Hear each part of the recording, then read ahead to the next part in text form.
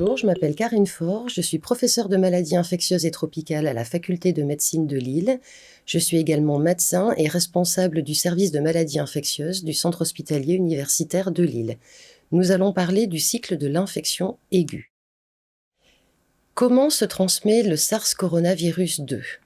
Le SARS-CoV-2 est un virus dit respiratoire parce qu'il se transmet avant tout par voie respiratoire, par l'émission de gouttelettes lorsque l'on parle, lorsque l'on respire, lorsque l'on tousse, lorsque l'on crie, des gouttelettes qui sont des particules relativement grosses qui vont tomber dans l'environnement autour de la personne infectée sur une distance de 1 à 2 mètres. On peut aussi, dans certaines conditions, émettre des gouttelettes plus petites, qu'on va appeler des micro-gouttelettes, et qui, elles, vont rester en suspension dans l'atmosphère un petit peu plus loin et un petit peu plus longtemps. On appelle ça des aérosols. Comme les gouttelettes vont tomber dans l'environnement autour de la personne infectée, les objets, les mains, les surfaces à proximité vont également être contaminés et on peut donc s'infecter par contact avec ces objets contaminés si l'on approche les mains près de la bouche, du nez ou des yeux, qui sont les 3 voies d'entrée du virus dans l'organisme. Quel est le risque de transmission du SARS-CoV-2 selon les différentes situations dans lesquelles on peut se trouver ? Ça va dépendre de plusieurs paramètres, l'activité des personnes, la quantité de virus excrété, l'occupation des locaux, est-ce qu'il y a beaucoup de personnes ou pas, est-ce que c'est bien ventilé, et le type de protection que vont avoir les personnes en regard d'une personne infectée. Par exemple, la situation la moins à risque sera la situation dans laquelle on va se trouver en extérieur, donc bien ventilé, où l'on ne va pas parler. Il y a très peu de risque de contamination pour peu qu'on soit à plus d'1 mètre de la personne, même si l'on ne porte pas de masque. Par contre, une situation à risque très élevé, c'est si on se situe à l'intérieur d'une pièce qui est mal ventilée, éventuellement surpeuplée, que la personne infectée se met à crier, et qu'au regard, la personne ne porte pas de masque. Quel est l'index de contagiosité ? On le mesure par le R0, dont tout le monde a entendu parler. Le R0, c'est le nombre moyen de personnes naïves contaminées par une personne infectée. Par naïve, on entend des personnes qui ne présentent aucune immunité et aucune prévention pour contracter cette infection. On peut resituer le SARS-CoV-2 par rapport à d'autres maladies infectieuses qui sont connues, comme par exemple la maladie Ebola, qui à partir d'une personne infectée va engendrer 1 à 2 autres personnes infectées, ou la rougeole, qui est une maladie très contagieuse, qui à partir d'une personne infectée va créer 15 à 20 autres personnes infectées. Le SARS-CoV-2, on se situe entre 2,2 et 5,7 personnes infectées à partir d'une personne infectée. Quand est-ce qu'une personne infectée est contagieuse ? Alors on sait maintenant qu'on est contagieux quelques jours avant l'apparition des premiers symptômes, ce qui est un problème puisqu'on va être contagieux avant même de savoir que l'on est malade.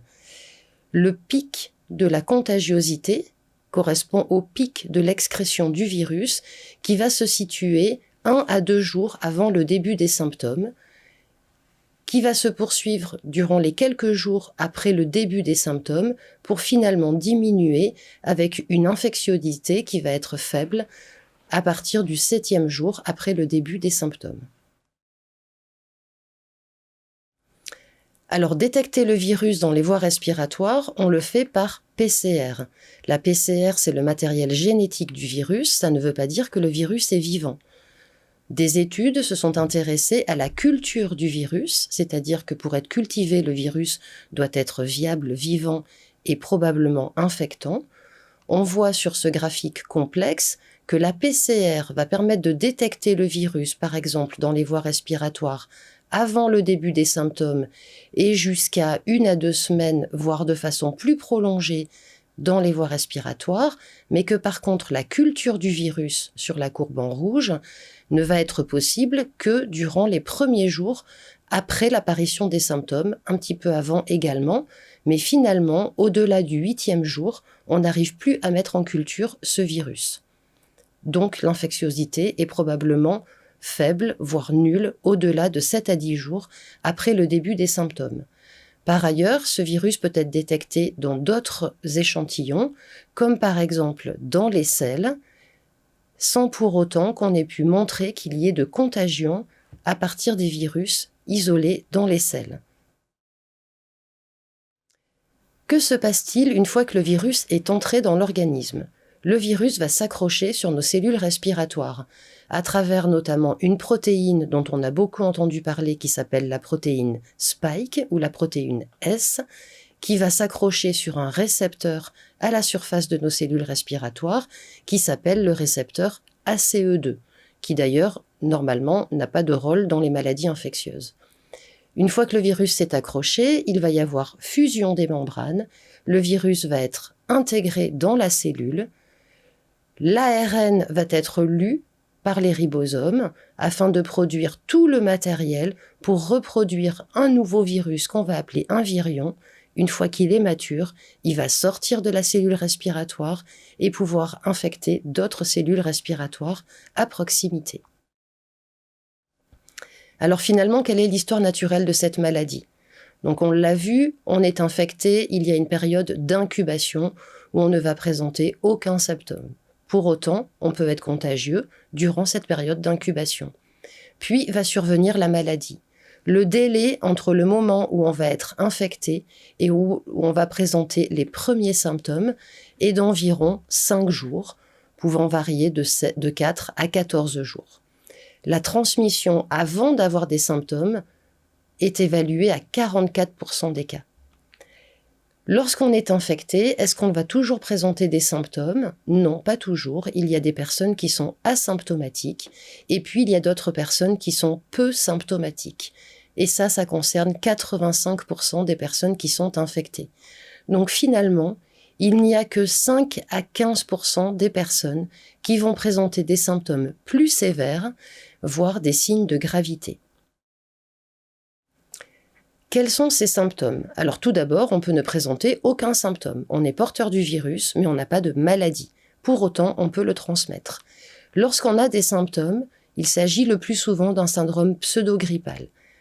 Les signes qui vont dominer sont la fièvre, éventuellement accompagnée de frissons, la toux et une fatigue importante. Certaines personnes vont également décrire des difficultés respiratoires, des maux de tête, et puis on peut avoir le nez qui coule, mal à la gorge, des diarrhées et des douleurs musculaires relativement intenses. Ça, ce sont les signes typiques décrits initialement.